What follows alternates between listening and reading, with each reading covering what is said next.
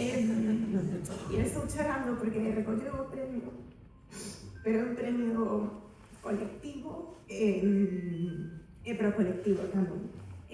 Foi moita ilusión porque, bueno, levo moitos anos traballando no Carballo Interplay, pero xusto o ano polo que será o premio, que é o 2024,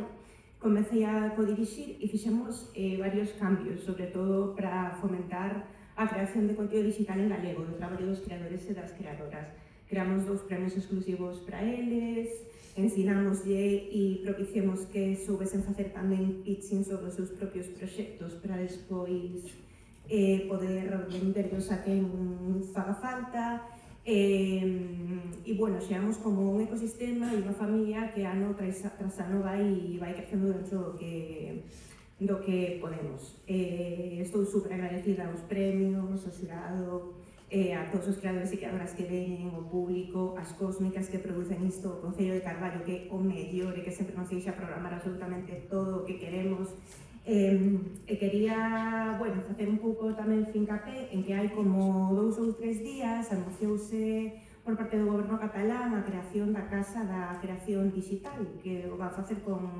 un orzamento de 3 millóns de euros para xente que queira facer contido en catalán e, bueno, sobre todo xente nova, para que iso fomente que a xente nova o fale. Como sei que aquí, pues, representantes de institucións e goberno, gustaría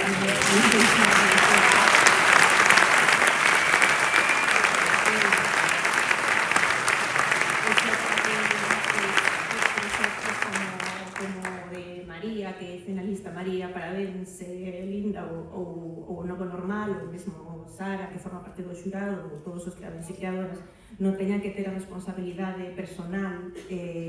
de manter vivo o galego na rede, que para nós eso é moi importante. E nada máis, quito xa a solemnidade, as grazas xa as a todos, e vou dicir algo que, non sei se vou recoller outro premio na miña vida, o que me fai moita ilusión e de poder dedicar yo a todos os meus ex. Así que...